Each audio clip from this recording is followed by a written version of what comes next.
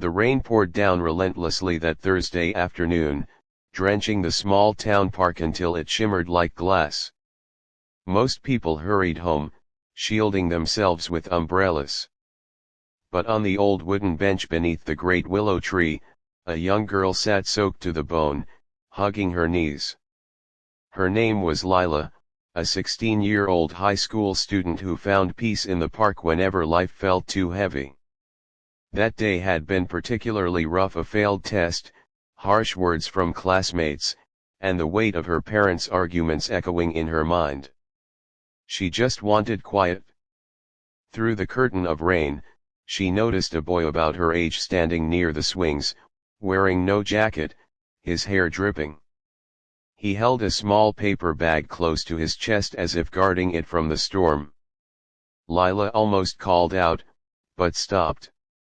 Maybe he wanted to be alone too. Minutes passed.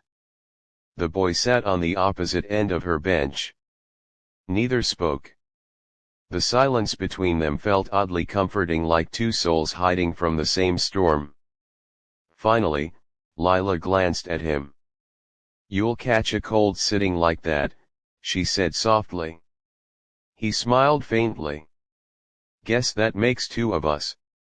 Something in his tone made her look closer. He seemed tired, not just from the rain, but from life itself. She asked, "What's in the bag?" He hesitated, then opened it just enough for her to see a small cupcake with a single candle. "It was supposed to be for my mom," he said quietly. "Today's her birthday." Lila smiled. "That's sweet. Where is she?" His gaze dropped. "She passed away last year. I still bring her favorite cupcake. She used to sit here under this tree." Lila's throat tightened. The rain suddenly felt colder. "I'm sorry," she whispered. He shrugged, forcing a smile. "Don't be. She always said kindness makes people live longer, not in years, but in hearts."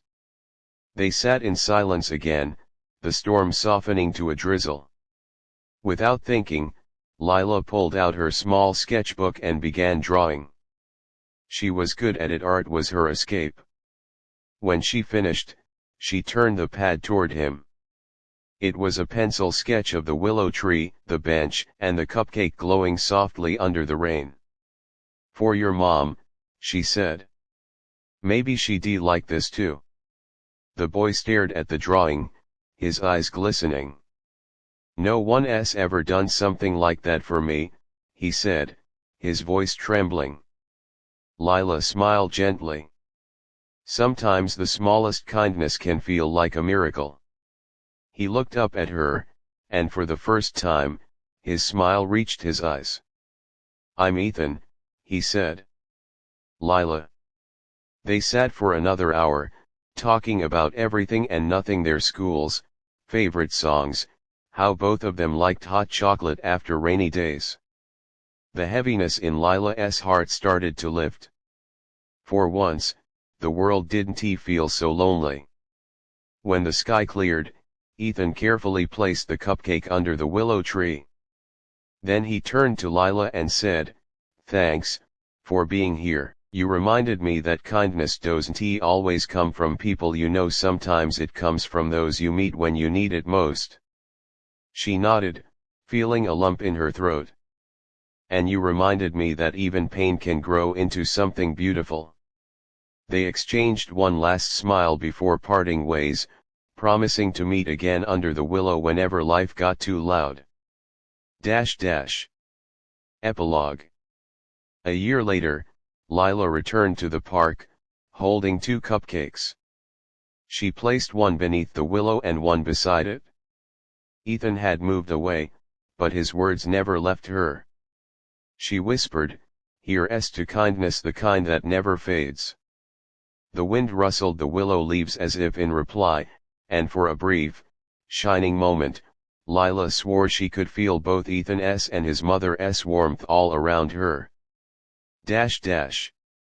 Sparkle's message, Even the smallest act of kindness can create ripples that touch lives beyond our sight.